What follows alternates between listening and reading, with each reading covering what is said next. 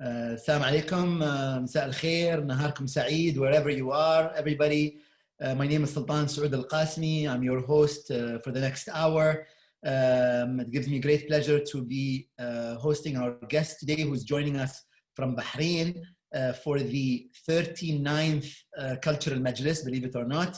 To introduce our esteemed guest, we have another equally acclaimed and equally prominent this time artist, Camille Zakaria, who's Lebanese born, but we claim him in the Gulf as one of us. Camille is a photographer, artist, and so much more, lecturer. And so I'm very glad that Camille is joining us to introduce Ali. تفضل أستاذ Camille. Shukran, Sheikh. Good evening from Bahrain. I am Camille Zakaria and I'm introducing the guest speaker of tonight's online cultural majlis hosted by Sheikh Sultan Saud Al-Qasimi, the young Bahraini architect Ali Ismail Karimi. Ali Karimi's work explores social housing, public space, and the landscape of the GCC countries. He is, along with Hamid Bouhamsine, the co-founder of Civil Architecture, an architecture office based in Manama and Kuwait City.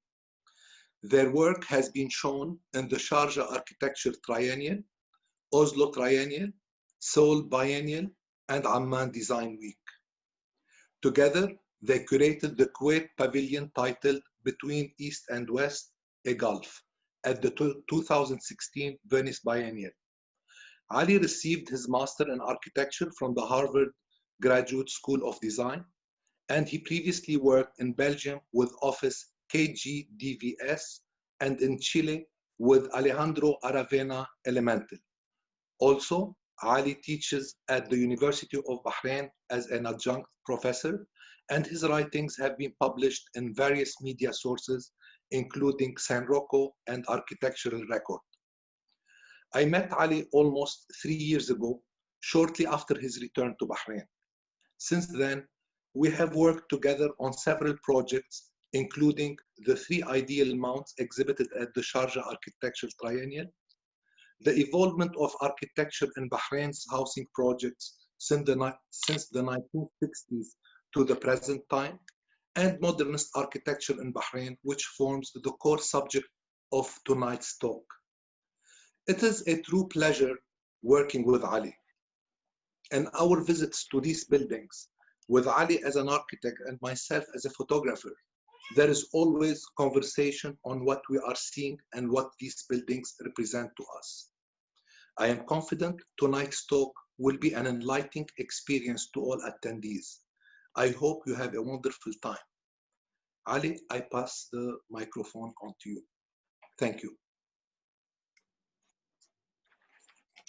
Hi, good evening or good morning, everyone. Thank you, Sultan, for the invitation, and thank you, Camille, for the introduction. And thank you all for being here.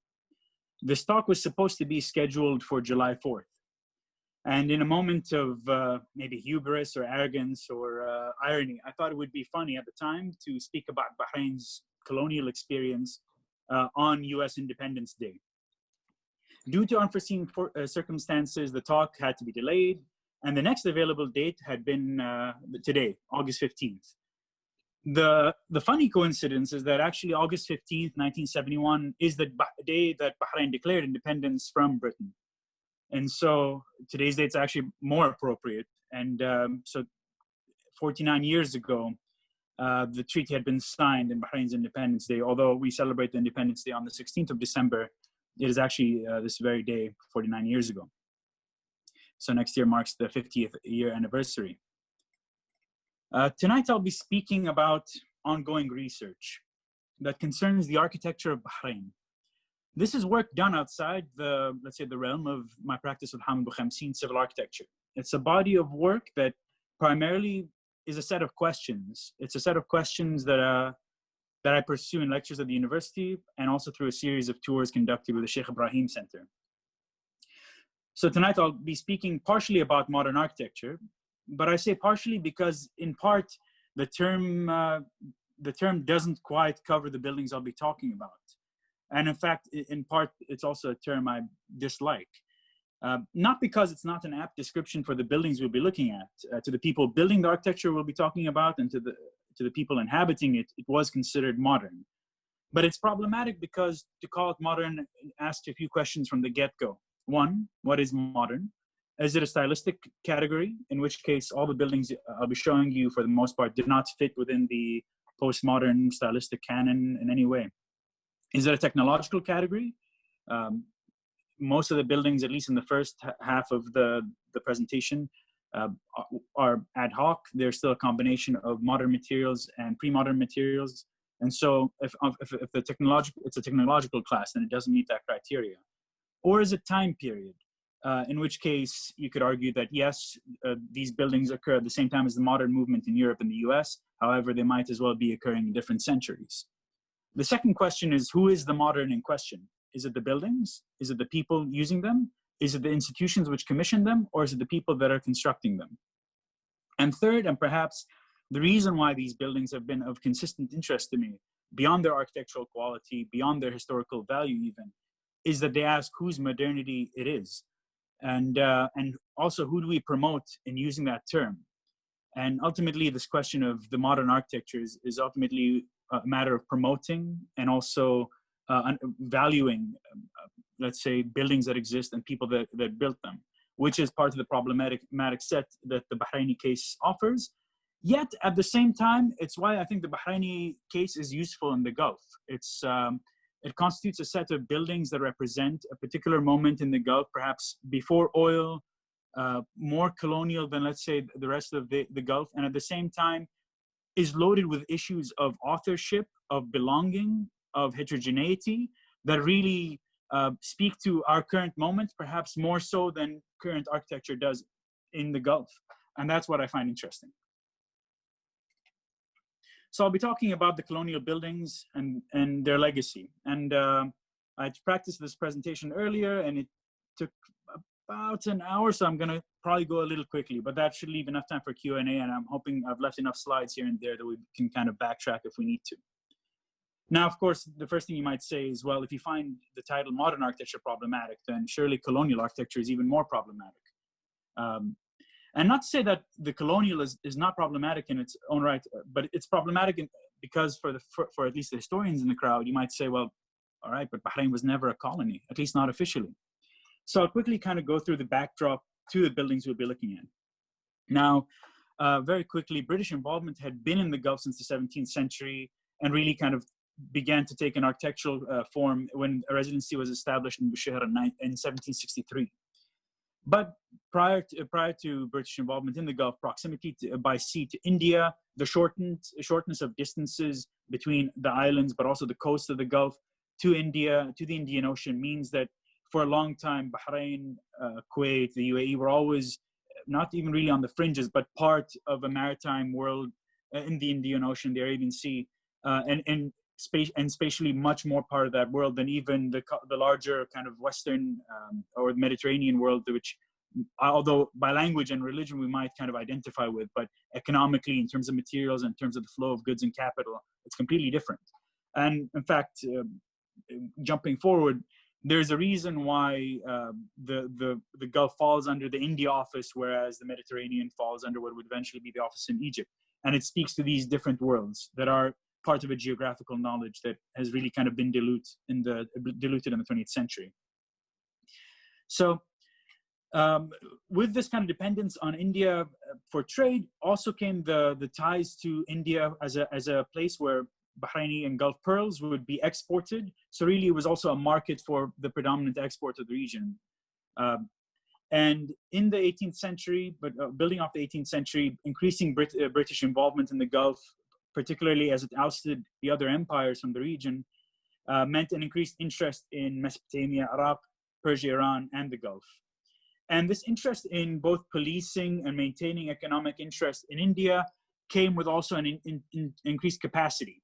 This increased capacity meant that as the Gulf became an entity which was known and controllable to the British Empire, so too came a series of maritime treaties to organize what the British would call piracy in the region. And and also would become increasingly a set of treaties that would recognize the ruling families and also the countries in the region. So Bahrain in the 19th century would sign a series of treaties with Britain, foregoing increased amounts of, let's say, political agency on the foreign policy level, but maintaining and securing its independence from its larger neighbors. At the same time, this also ushered in a century of unprecedented pearling wealth. Stability in the region, the access to India, and security in the waters also meant an access to trade with Europe vis-a-vis India. And so now that the Gulf was connected to the larger British Empire through India, the pearling industry, which had occurred largely through kind of Banyan and Gulf merchants in India, meant that it suddenly found its markets in Europe. And so really this would continue to increase in the 1800s, reaching kind of peak pearling in the 1900s for about a decade and a half, until the invention of commercially cultured pearls in Japan, and then the complete crash of the pearling economy. So by the end of the 19th century, Bahrain was a protectorate, ceding its ability to conduct its foreign affairs, but the lines between what is foreign and what is internal begins to blur, much like the line between maritime law and inland law begins to dissolve. And by 1900, Britain removed its native political agent. So they had a political agent from Bahrain and established their foreign political agents and the British political agent at the time. However, this wasn't just a matter of removing the non-native political agent and creating a political agency. This would come with a series of involvements spurred by the Viceroy of India, encouraging the appointment of a customs officer, then a postal officer, establishing a court for foreign subjects. And maybe as a note, although at this time Bahrain was not part of the Ottoman Empire, Al-Hassa was from 1891 to 1918. So the involvement at this stage was in part a British, an exercise in kind of extending British interest, increasing kind of Britain's capacity to influence decisions in Bahrain, while arguing that Bahrain had maintained its internal autonomy. Although this involvement would increase over time, particularly after the First World War. By 1919, HRP Dixon would later go on to Kuwait, along with the ruler of the then Hakim of Bahrain, the ruler of Bahrain, Isa bin Ali al-Khalifa. So Dixon with his son, Abdullah bin Isa al-Khalifa, who had just returned from the UK, the first member of the royal family to go to the UK. Together, they set up two modern institutions, a court and a municipality in Manama, the Manama municipality. The same year, also Sheikh Abdullah bin Isa bin Ali al-Khalifa set up Al-Hidayah al-Khalifiyya, which I'll talk about next. Dixon would later go on to Kuwait, and in his place, he'd be replaced by Daly as political agent.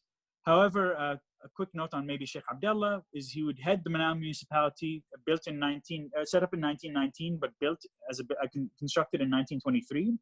We begin to see a series of elements which come into these buildings: the increasing of scale, the increasing of the arches, and also the introduction of pediments borrowed from elsewhere in the kind of larger British Empire. But this will become even more pronounced in the buildings to come. One interesting thing also about this building is it was kind of constructed in the Wednesday Market, but really this was the third municipality in the Arab world, following only Alexandria in Egypt and Tunisia. And so it also speaks to the extent of British involvement that it would come this early on. At the same time, it's also worth mentioning the Manama municipality because really it exists now as a level of governmental, in addition to the court, as a level of kind of governmental bodies which would contest what had previously been the role of the Emir of Manama. And it would remain as the municipality in its location until 1959, when a new municipality was built. The second building that I'd mentioned was Al-Hidayah al-Khalifiyya, so also run by Sheikh Abdullah, who had put together a series of merchants and powerful families from Harrag, and it would be considered the first governmental school.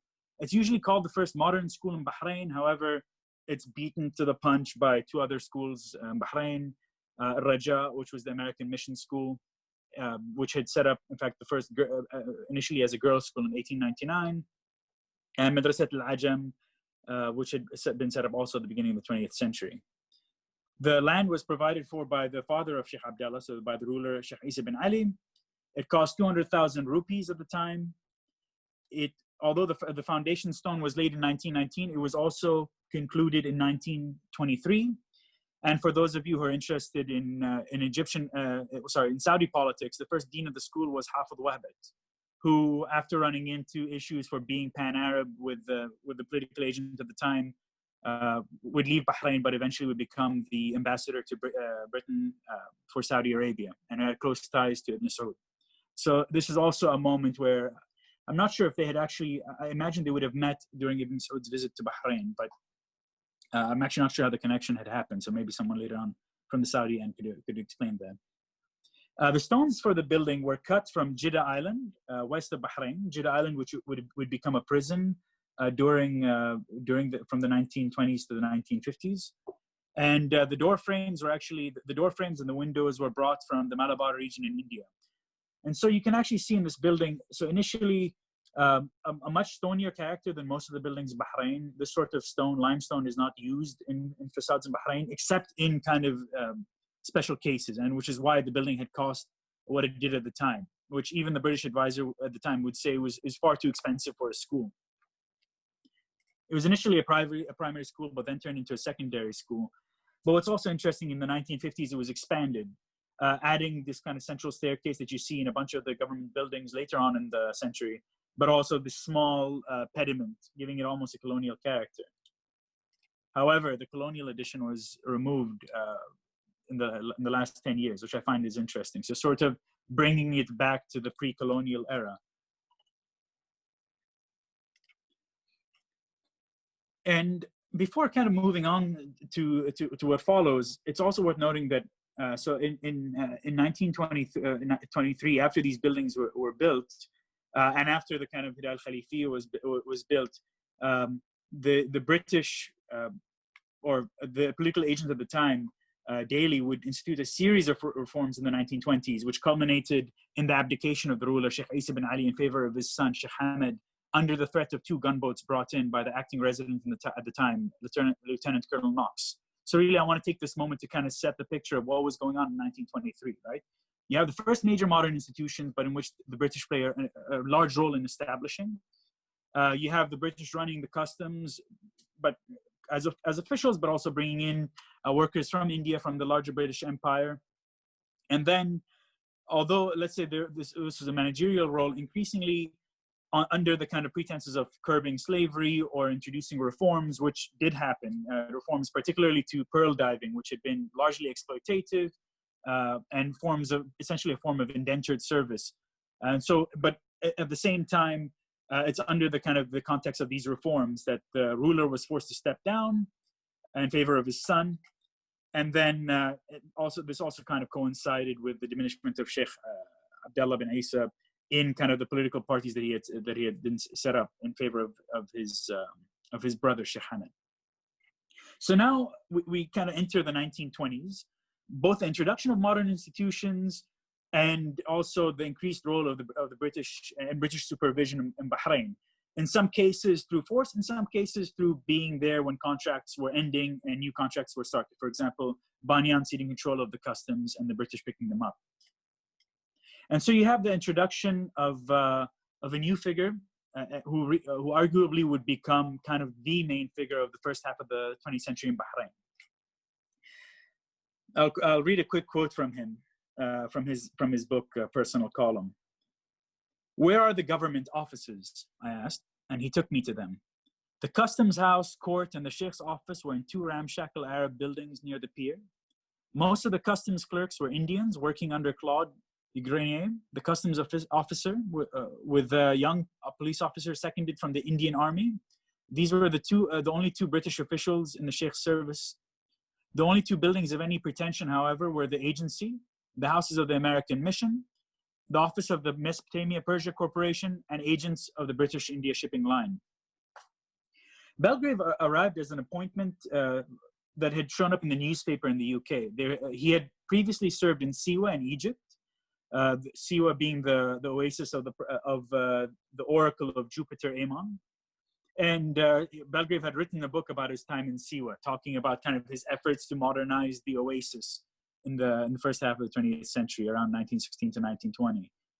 He also spent time in Sudan. He saw this advertisement for the position of a financial advisor, the position being a financial advisor there to advise the ruler of Bahrain on his finances.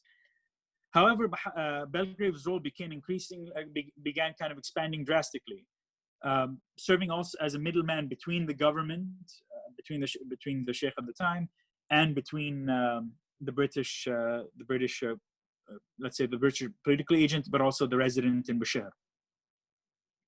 And so he began to play this increasing role, taking on, bringing in police, setting up the police, taking on the role of both kind of the architect of a series of projects, as well as overseeing the oil contract. And so Belgrave really began to take on these roles, acting in court, setting up meetings, picking out even the drapes and the tags and the kitchen or the table coverings for special events. So really this kind of person who, when highlighted in this Life magazine article in 1952, as this figure that had made Bahrain the modern for Western policy, he would talk about having designed 40 buildings in Bahrain, and but also having picked out all the silverware for a dinner or a lunch. But Belgrave's time in Bahrain also, he came in before oil had been discovered. And so he came in 1926. And so for the first 6 years of his time in Bahrain, Belgrave had primarily been kind of acting under using and saving money from the customs income in Bahrain, and also the other taxes, so water tax, poll tax, and so on. And later, but after the discovery of oil, his projects became increasingly ambitious. So, and when undertaken with the superintendent for the Land and Survey Department, Sahib Mohammed Khalil, and with kind of the help of a team that he had brought in, a series of projects began to emerge around Bahrain. So this is a map of projects from 1910 to 1971. However, actually, the reason I also spend a little bit more time on Belgrave is because, given that he was there from 1926 to 1957, it does make up the lion's share, particularly in the schools. And so he'd worked to set up the first schools in Bahrain, setting them up. Let's say the first official governmental schools. Hidal Khalifi had existed, the Persian school had existed, but now really beginning to see the first government schools, constructed by what eventually would become the Public Works Department. Now, these would be built at the end of the 20s and the beginning of the 30s in this kind of transitional area with a mixture of Indian expertise and local labor built from in this period between the 1925s to the 1930s, including a palace, government offices, the new customs house, until in 1938, a Public Works Department was created to oversee the construction of different public projects. And I think these cases are particularly telling also. The government hospital, for example, is noted for, in Belgrave's words, having no consulting architects. So most of these buildings were in fact built kind of under Belgrave's taste, in collaboration with trained personnel from England or India, and builders from the region, with local materials in some cases, but also imported materials. And the work initially begins simple, but you get these increasing experiments in different kinds of roofing and sealing methods. This was initially the hostel, built in the 40s, and now converted to public library. But some of these cases, you can see kind of the development where it moves away from, let's say, the Indian details or the kind of more traditional details to being something a little bit more contemporary. The introduction of the pediment, the more modern windows being introduced. So it really begins to become this transitional period where you have local labor, you have local building materials. However, increased experimentation begins to come in. And maybe the kind of the most momentous occasion for Belgrave to kind of show his interest in this kind of architectural project is the reimagining of the Manama waterfront. So in 1914, the pier of Manama had been extended and changed over time until in the 1930s, Belgrave decided to construct a new customs house, which you see there. And the idea was to improve the appearance of the center of town. But really, the idea isn't to improve the appearance of the center of town. It's to fulfill an architectural project for an island nation. It's really the first idea of Bahrain as a design state through architecture. I mean, the schools were in the villages. There are various moments where you have these introductions of modern institutions. But really, it's the design of a new customs office as a necessary task because of the kind of the role in its income. And because at that point in the 1930s, oil had only been discovered since 1932. So we're talking about 5 years of oil income. So it really is this kind of important, and in his words, the first organized department of government, according to Belgrave. And so he first designs the new customs square. This is a photo of the customs square, but really, so you have to imagine coming in off the pier. Oh, yeah, sorry, let's skip the slide. You have to imagine, and you can see my cursor, have to imagine coming in off the pier. The new customs building would be right here. So you'd come in, whatever you're unloading would be loaded onto either the pier or in the warehouses. You'd go in and you'd pay your customs fees, and then you'd see a garden. Really, as the first thing you'd see when you enter Bahrain, this island of a million palm trees, would be a garden. And in front of it would be this new building for Babel Bahrain, the gateway to Bahrain, a reference in part to, let's say, these gateways which you see in both walled towns, but also the gateways that you see kind of as a gateway to India. This really the idea of this is the building that represents Bahrain, in which the sheikh or the emir's office later on would be. At the same time, it would be this new facade for the country. Beyond it, a police station, a series of stalls, and a post office. And so even the series of stalls as this kind of set of commercial buildings is also important, because it wasn't purely about the aesthetic values of a nation state. It was also understanding that it's almost a mixed use complex. I need to build in the financial mechanisms for Bahrain to sustain itself, because oil at this point is still unproven. And I haven't skipped, or I haven't gone to Bahrain, but it's also important to kind of talk about what's planned and what's built. So the building on the left, or the drawings on the left, are of the post office, which you see on the right. In terms of plans, it's executed almost exactly as planned. And the drawings were drawn by a man named R.C. Tunnicliffe, who had been sent over to work in Bahrain. And these are the drawings that were prepared for the post office in 1946. However, if you look at the elevation is different. You have this kind of curved, the curved element of the cornice. The doors look different. Clearly, there had been an understanding of R.C. Tunnicliffe's time outside Bahrain or outside the Gulf coming in and what he'd been drawing. And this is actually also a subject of debate, because on one hand, you have buildings executed from around the same time that are built to drawings. But on the other hand, the first generation of Bahraini architects like Salah ad-Din begin to emerge around this time. However, now with a caveat, there had been Bahraini, obviously, architects, but in the kind of the form of the Ustad or Banna beforehand, building the buildings of Bahrain. And then now you begin to see this emergence because of their time in the government, but also because later on they'd study at AUB, they'd be working abroad, of people who'd be involved in these, who would make a claim to being the first architects in the country. In the case of Salah ad-Din, who studied for about a year and a half, I believe, in Beirut, and then left with the advent of the Second World War, who would claim that he had designed the post office. And so this is also subject to contention, where you can say the British under Belgrave had authored the need for the building and had authored the facade and the plan. However, what was executed, because of the nature of Bahraini labor, but also because of the supervisors, is in fact different. This was Babel Bahrain as it was built. It was built in coral stone, but now we begin to see also the introduction of wood members, not denchel, not teak or palm, but in fact, the introduction of murabba wood, which is essentially wooden joists that you get to see elsewhere in the British Empire. And so you begin to see, really, even until the 1940s, this combination of local building materials, the use of coral stone, the use of limestone, the use of denchel, even in some cases, but now with the introduction of steel elements. So for example, in Babel Bahrain, it was done using coral stone and wood joists, and the arch is actually a fake arch. And so the floor above it's actually supported by a steel rail that they had brought in. This was the initial facade of the building. I also want to take a moment to say, when people ask me why I'm interested in kind of this set of buildings, usually what will be said is that they're ugly. And it's interesting because, yeah, I mean, it's interesting to speak about a set of buildings that hold no value, and perhaps why it's important to not term them modern is because they're almost a set of buildings without virtue. They're neither Bahraini, they're neither independent and national, they're neither fully owned by the British, so we can't even say that they're by foreign consultants, nor are they fully owned by the Bahrainis. They're built by Bahraini workers. For example, in Babel Bahrain, the woodwork was all done by a family from Manama. But then other pieces are imported, other elements are imported. The architectural qualities are an ad hoc combination where the pediment is too small, the cornice is disproportionate, the spaces between the elements of the facade are not quite right. And so there's this constant back and forth between what the buildings should look like and what we expect buildings to look like, and the reality that, well, what do we talk about if the building does not belong to us, nor does it look that good, at least in the minds of maybe people from from the generation that follows, people who had grown up in the 30s that see these buildings really as not belonging to them and of having no aesthetic value. And so this is actually one of the interesting things about the case of Babel Bahrain, which is Babel Bahrain had been built on this kind of this disposition. It had a kind of clock on the backside. It became this new facade to Manama. This is what you saw when you entered Manama and when you entered the souk, really the face of Bahrain.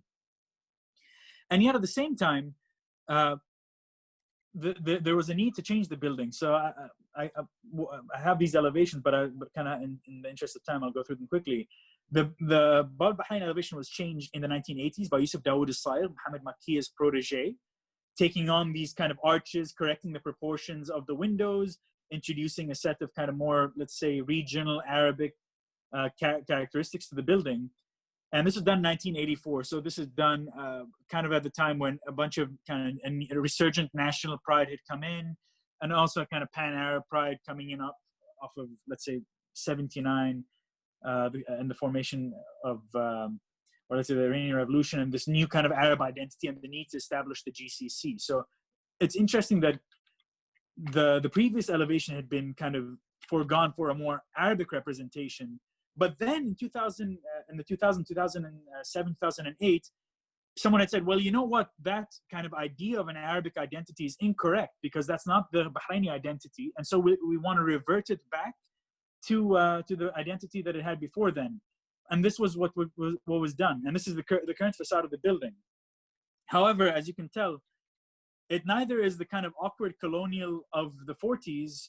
It was designed in 1947 and built in 1949, but the plans for the area had been drawn up in 1945 and kind of pending the restrictions that the British had imposed on trade in the 40s and on all these building materials.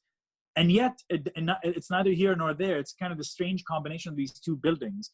But I think it's also important to kind of talk about what it means, even on the level of the colonial buildings, what it means to understand them both as something that can change, the facade of Manama being constantly able to change, and also the need to maintain a certain kind of value. So for example, in Hidayah al-Khalifi, the colonial edition had been removed to maintain a certain authenticity to, let's say, Bahraini architecture in the beginning of the 20th century. However, in this case, it's foregone to make a statement about the need to reimagine Manama, or to say that perhaps it's not the appropriate facade for Bahrain. Now to kind of go quickly, it's also worth mentioning proportionally, aesthetically, the buildings begin to use materials from Bahrain, but also begin to introduce new ones. The proportions you can see in this photo from the 40s aren't so dissimilar from ones you see in the rest of the Bahraini context. It's only the addition of either some of the arches and pediments, some of the details that really begin to establish it as these new sets of colonial buildings. But I mention this also because it's really also there to highlight that on one hand, you're imagining a new scale of governance and a new scale of building, but on the other hand, there's a fact that the buildings aren't fully modern. The coral stone was still being used till the end of the 40s into the 50s. Denchel in some buildings was used. Concrete was being introduced in an ad hoc manner. And so this kind of combination of both building technologies and aesthetic kind of values really also is what makes them so kind of strange to define. Do I define them as modern if they are built in the same way as traditional buildings? Do I define them as modern if they're buildings of modern institutions, but built on the same scale of let's say, family houses and mosques? Or do I define them as modern because I begin to see the first introduction of concrete or the first introduction of rebar? And this is the Manama Waterfront at the end of the 1940s. This kind of, and this really being what you'd see when you enter Manama. But also it's worth noting that a lot of these buildings have transformed into what would be the buildings that are there now. So Jum'ah Mosque is still there, Masjid al-Fadl. The law courts are still there. Gray Mackenzie is there, although now it's the team center. Cable and Wireless is now the Batilco building. So a lot of these buildings, the Customs House obviously is still there. I think in the interest of time, I'll have to skip through Jafir, but maybe we can double back. But it's also worth noting that part of the reason why the kind of colonial experience in Bahrain is so kind of interesting is because at a certain point, there was also a decision to move from Bushehr. And so an initial set of buildings had been built in the 1930s in Jafir for the Royal Navy. They were trying to decide where to set up, and they had been looking at a few different sites around Bahrain. And then later in the 1940s, when the residency decided that it had much more to do with, well, much less to do with Persia, and much more to do in the Arabian side of the Gulf, they had decided to move to Bahrain, debating between Bahrain and Kuwait for various reasons, deciding that, well, Kuwait didn't have good access to water. On one hand, Kuwait had a better kind of access to the heart of Najd, but on the other hand, Bahrain was able to kind of secure water. The fleet was close by. There was greenery, and there was also proximity to the Trucial coast. And so Bahrain was decided to be the kind of the heart of what was supposed to be the residency at the time, and was supposed to be the hub for let's say British interest in the region. And you get a similar set of buildings built in Jufair. And this area is perhaps even more curious because so it was handed over then in 1971 when the British left to the US base, but a lot of them were abandoned.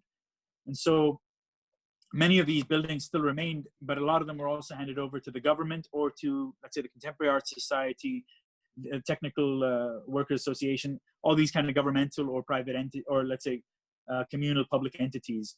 And so many of these buildings still remain. This building in particular is one interesting case. So a lot of the buildings that you would see in this area have pitched roofs. You see the introduction of screens, elements from, let's say, different parts of the kind of the British Empire, but also in this building, actually the ground floor is done in coral stone. The ceiling of the ground floor is done in denshell.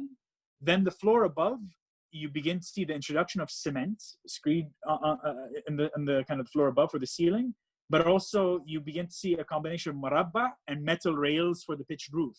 So really, it's kind of this Frankenstein monster of pre-British technologies where you knew you had to make sure the ground floor was stable and you didn't want to take the risk, but you were willing to take the risk to ensure the shed roof and to kind of give it a more colonial appearance, even though it was perhaps not as necessary. And I think that's what also makes these buildings so interesting, is that really they serve as case studies for how buildings evolve. It's not suddenly a transition from nothing to cement and rebar, but there, in the case of Bahrain, there's almost 50 years of experimentation. Well, how much cement can we use? What kind of aggregate do we use? What happens to the aggregate 30 years on because the sand is so salty? How do we plaster? What do we use? I mean, these questions, I think, are really at the heart of this. And you can see a lot of these buildings are repurposed today for other functions, but a lot of them also remain unused.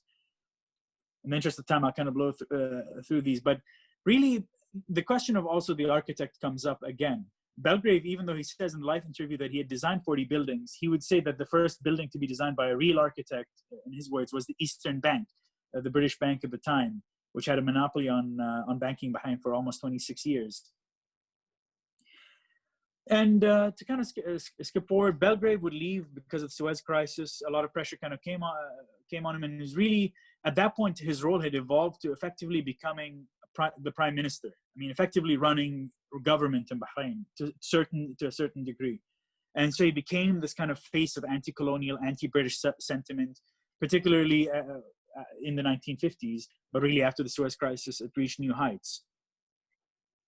And so he'd leave in 1957. A set of things that he had kind of left unfinished began to appear later on.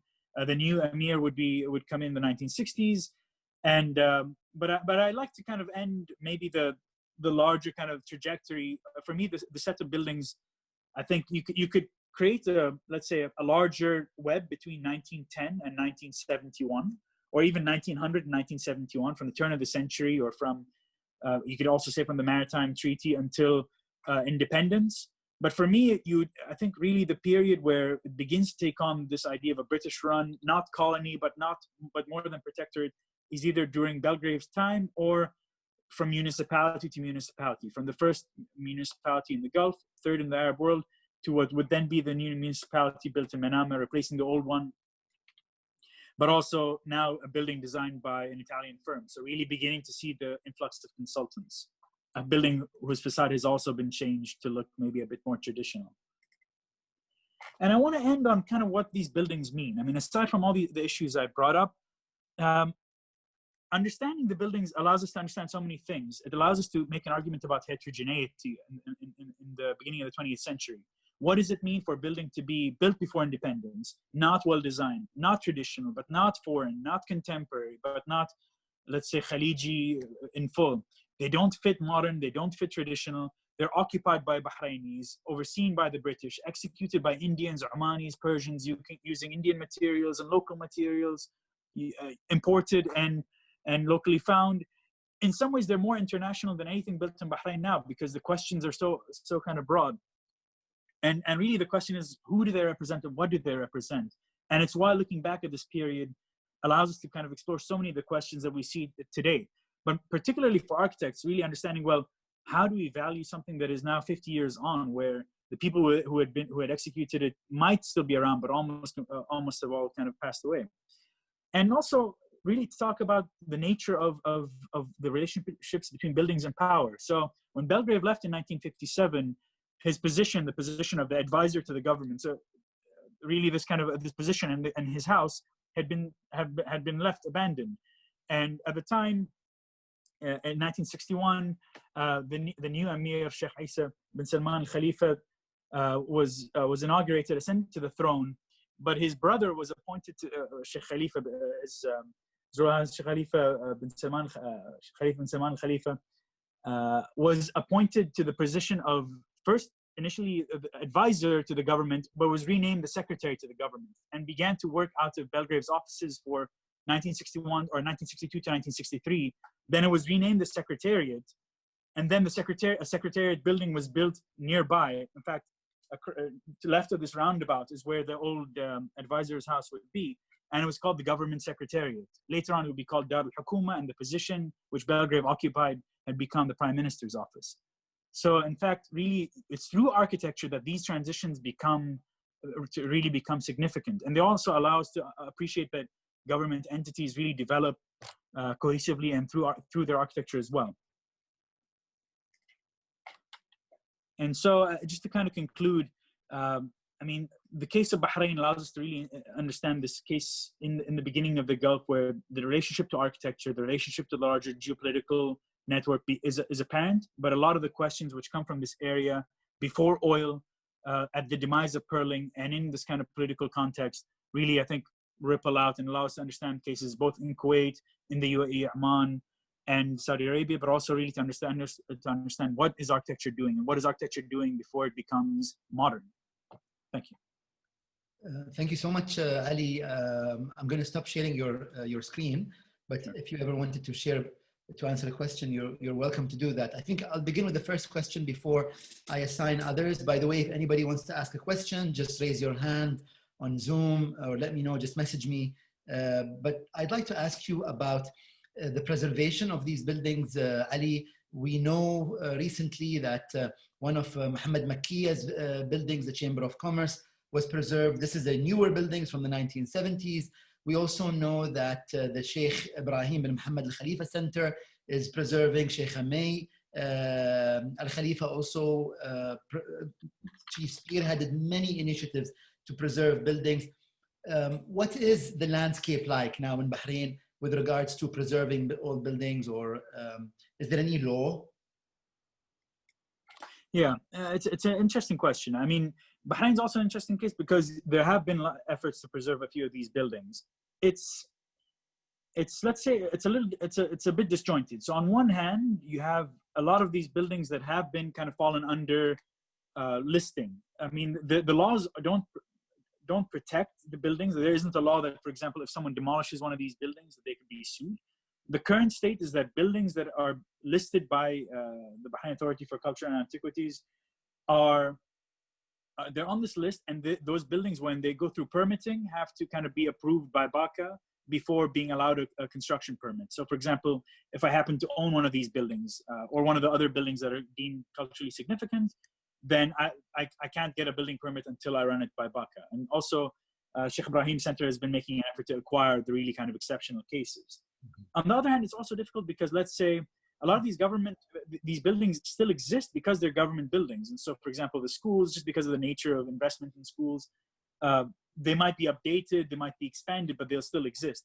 Whereas some other buildings are just demolished. For example, the private buildings that you'd see from this time, let's say particularly on the waterfront because of real estate value, a lot of the government buildings still exist. So it's interesting because, yeah, a lot of them are still maintained.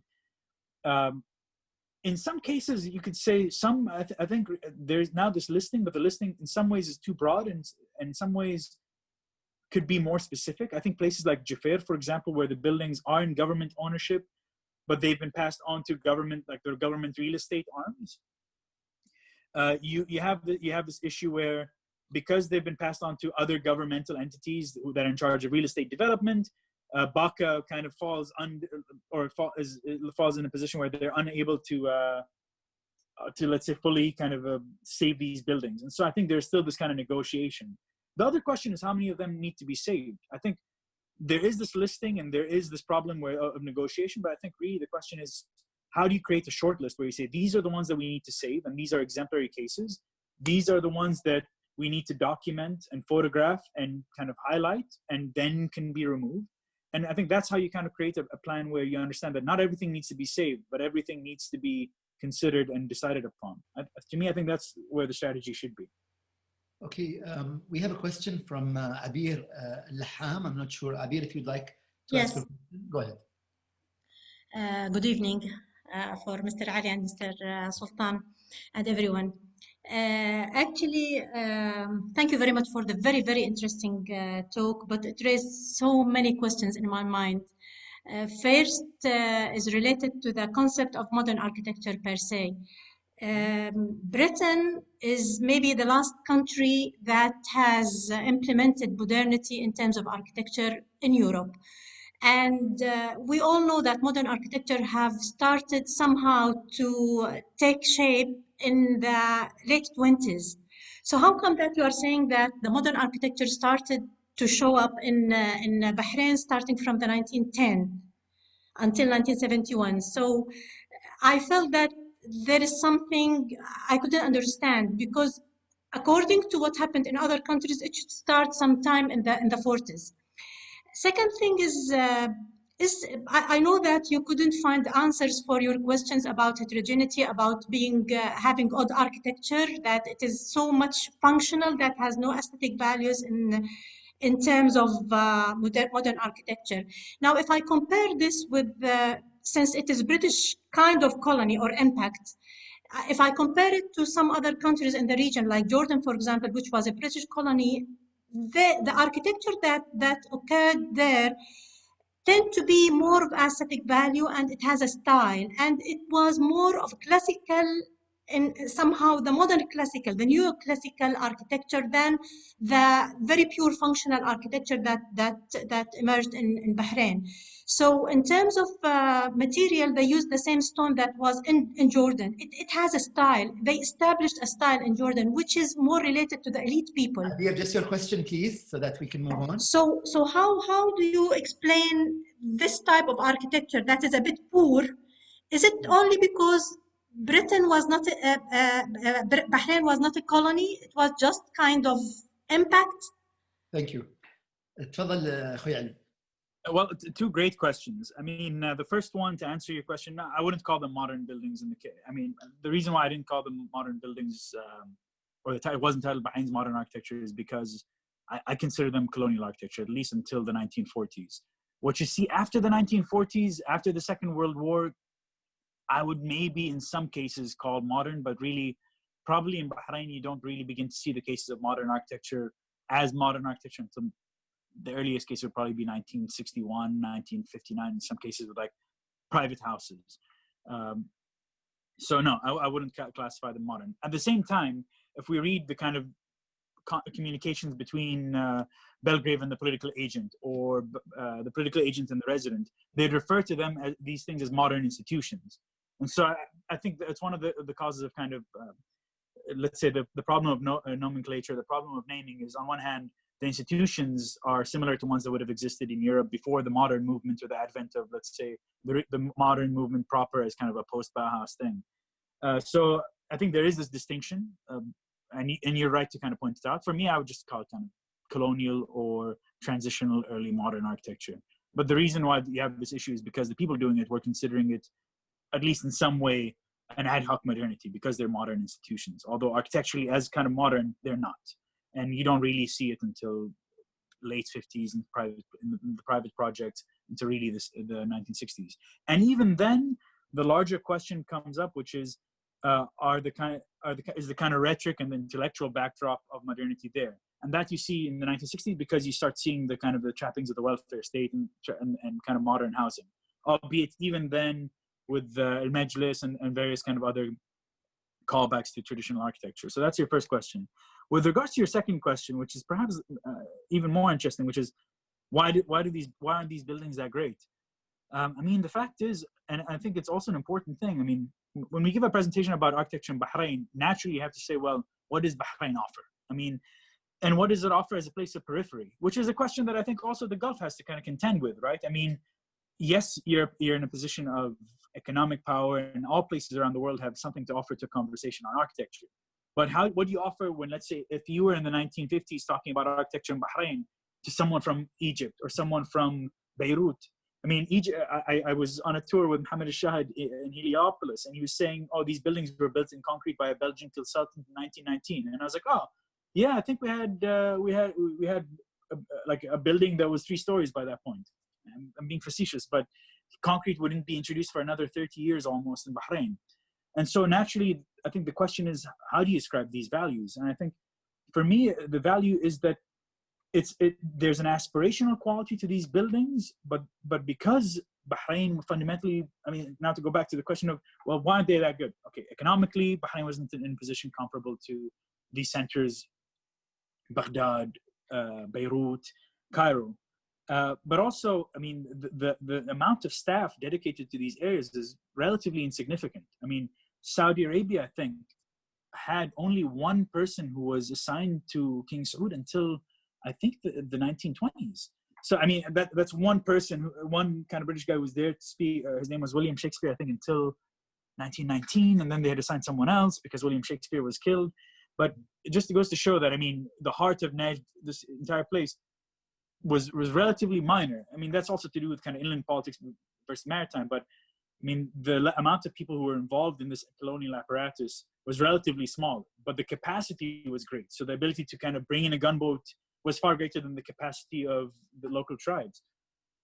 So the ambitions were there from the rest of the colonial world. The expertise were there, but you still were importing. And so you're importing stuff from India and you're importing architecture from India. But fundamentally, I think just you didn't have neither the economic capacity nor really, I think, the need for it. But I think ultimately it's also why Bahrain was never a colony, which is until the discovery of oil, what interest do I have in administering this place beyond my ability to administer it better than the people doing it? And so I think it's one of the funny cases where it's really only after oil that really this question of how much to administer and what's worth administering comes up. And I was going to make one final note, but Ali, if you allow me, I will take 2 questions, and then maybe you can combine. The first intervention is from Peter Jackson. Peter, please, whoever's speaking, keep your comments to under 30 seconds. Peter, unmute yourself on your screen. I will ask you to unmute. Go ahead, Peter. Unmute. I'm sorry. Yes. Yeah, sorry. I'm really intrigued. I'm very interested in the idea of architectural language, Architect Ali, and what I'm seeing here is not what I would call colonial architecture. I've looked at colonial architecture, written about it in Southern Africa, for instance, and I see it in you know, India, Australia. But what I saw this evening is incredibly sensitive to local traditions. And it's only with that Eastern Bank that I would see the beginnings of a colonial architecture. It's a government administrative architecture, and it's really interesting how it's produced. And I think that it's obviously come out of the unique situation of Bahrain. But it's not what I would call in international terms a colonial architecture. But it's a fascinating study. I'm just interested in the terminology. Thank you so much, Peter. Ali, before you answer, let me take a comment from Murtada Bahrain Wala. Go ahead, Murtada Bahrain Wala. Can you hear me? Yes, go ahead. I just have few quick questions. One is the Eastern Bank, is that the HSBC Bank on Babel Bahrain Road, the old HSBC Bank? And what would be your top 5 buildings to visit in Bahrain for cultural significance? Thank you so much. تفضل علي. I'll take the second question because it's easier, and then I'll get back to Peter's question. Those buildings have become a standard chartered bank, but actually the HSBC, so the two buildings that I've shown, that's now standard chartered, and those buildings were effectively standard chartered. So it's been replaced by the same thing, but just a newer building. The HSBC, I can't remember if it's actually the British Bank of the Middle East, I believe. I can't remember. Yeah, I think it's Bank al-Baratani Sharq al-Awsat, something like, yeah, I think it's the British Bank of the Middle East. I can double check after, but I'm pretty sure it's that. And that's the one with these kind of fake bronze doors, but it's quite beautiful. And actually, if you're based in Bahrain, the people to talk to about that one would be Abdullah Janahi and Layla Shif, because Abdullah has written a kind of thesis about it. So the top 5 buildings, that's a tougher one. I really like the Chamber of Commerce by Mohammed Makia. I think Babel Bahrain is definitely worth seeing. I think it's nice to walk around Jufair just to see what's remained of the British naval buildings. So that's 3. 4 and 5. I like this one particular hard to find building called the Kano Building on Palace Avenue. And I like the Gold Souk in Manama, the one designed by Yusuf Dawood al-Sayr. I think that's an interesting building. It has an interesting atrium. Obviously, and then, Kenzo Tange's University of Bahrain is great. And these are kind of buildings that I just kind of find a little weird and interesting. There's Chadirji's building on Government Road, which is also fantastic in the sense that it's interesting, and a few others, but I'd say that's probably initial top 5. Peter, or Mr. Jackson, fantastic question. This is at heart of the question. It kind of ties into the previous one. For me, at least, again, I prefer to approach it from the level of an architect, so I can say that the nomenclature, I take it because I find the question it brings in more interesting than whether or not it's the proper name would probably be, I don't know, transitional protectorate architecture. But to me, and actually it's the point that I'd wanted to bring up earlier, it's an architecture, yes, which is sensitive to local tradition because you didn't have an entire team bringing in all the stone from India, and you didn't have all the architects, although you had laborers and people coming in from India, but you didn't have a team to build something like Lutyens would build, really the kind of exemplary cases of colonial architecture, where there is a project of creating this kind of pseudo-British or neoclassical or neo-Indian colonial facades.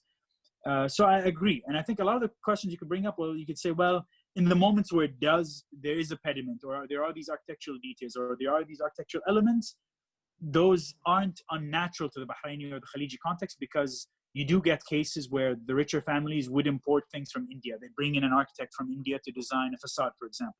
So does this make it kind of Indian architecture or colonial?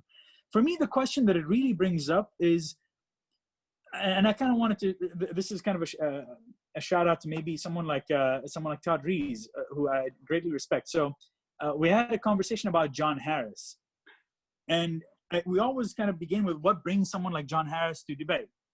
And John Harris had won a competition in Qatar, who he just graduated as a student. I have this written somewhere, but I'd have to look it up. He had won this competition in Qatar to designs the hospital. And then, if I'm not mistaken, a year or two after, in a reception hosted by the British ambassador in London, John Harris is invited to this dinner and introduced to I believe Sheikh Rashid at the time, who was visiting the UK. And this introduction was made by the ambassador to the kind of the head of RIBA, saying, we have this extremely talented guy. Actually, matter of fact, he's designed a hospital. And then John Harris, through that, would begin to kind of enter the UAE context, doing a proposal for the ambassador's house and then building it in Abu Dhabi, a master plan for obviously Dubai, but also plans for one in Abu Dhabi and later on Muscat.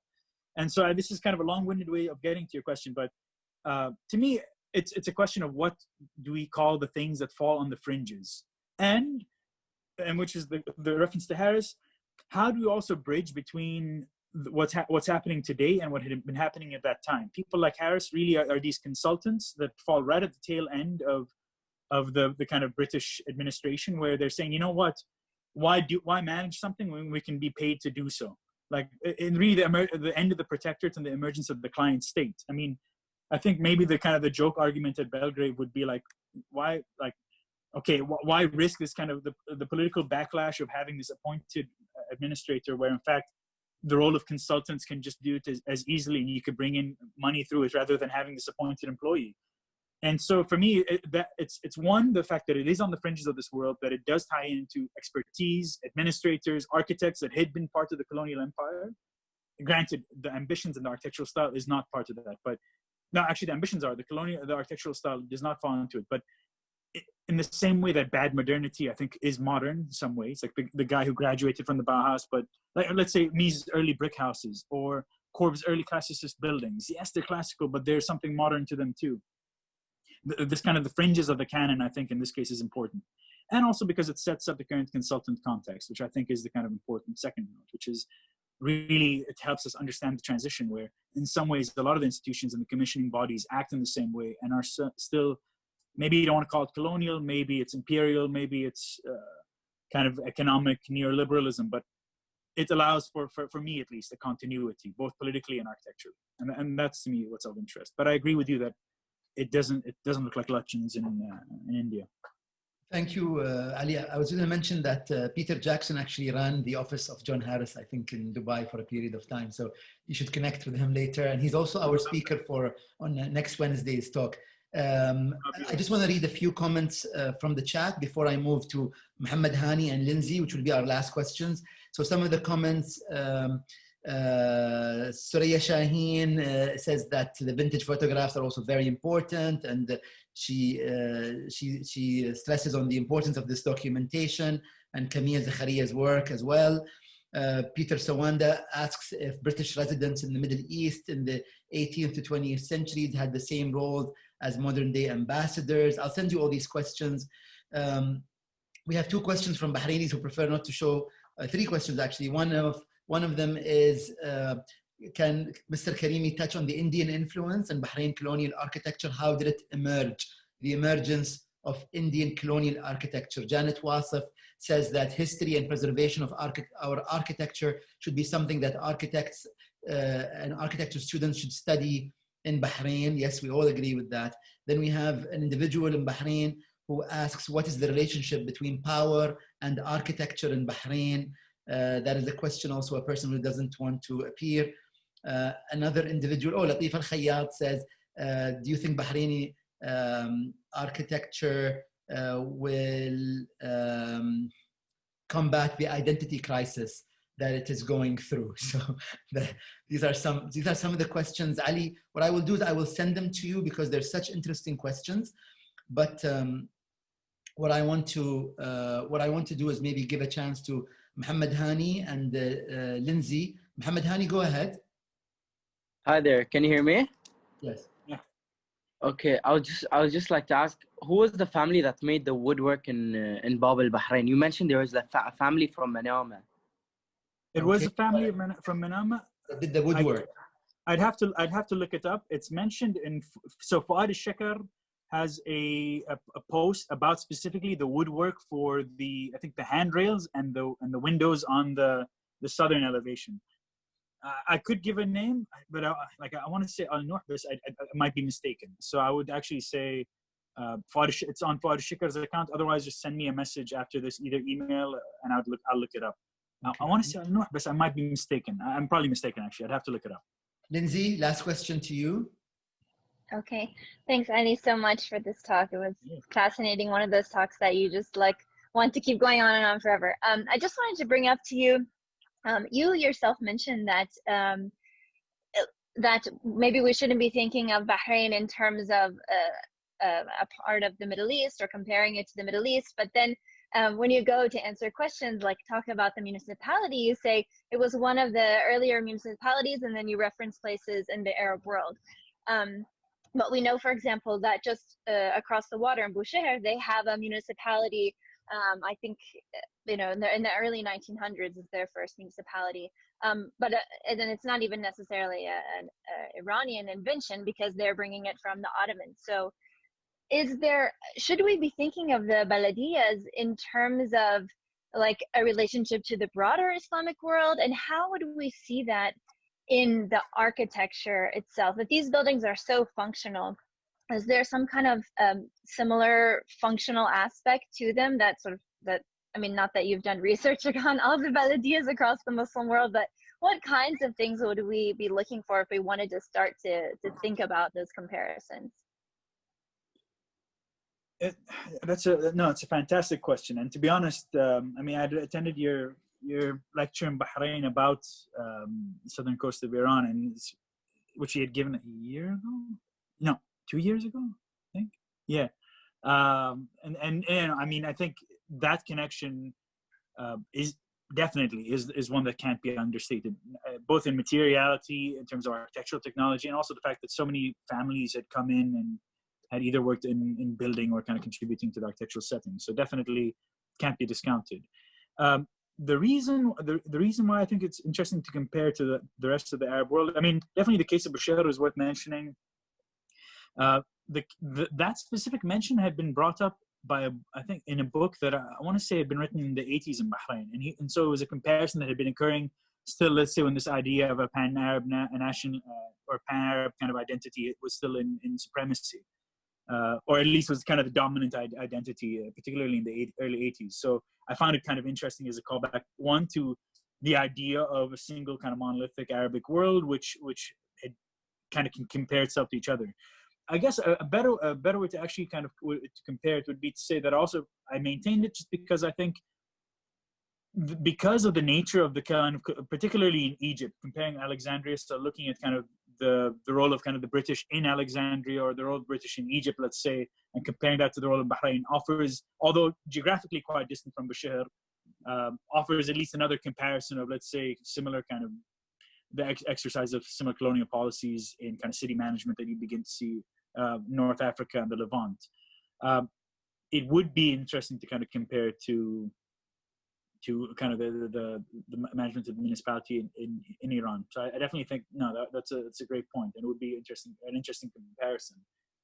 I forgot the second question, or the second point, which was more interesting, which was how to look at the municipalities, or how to.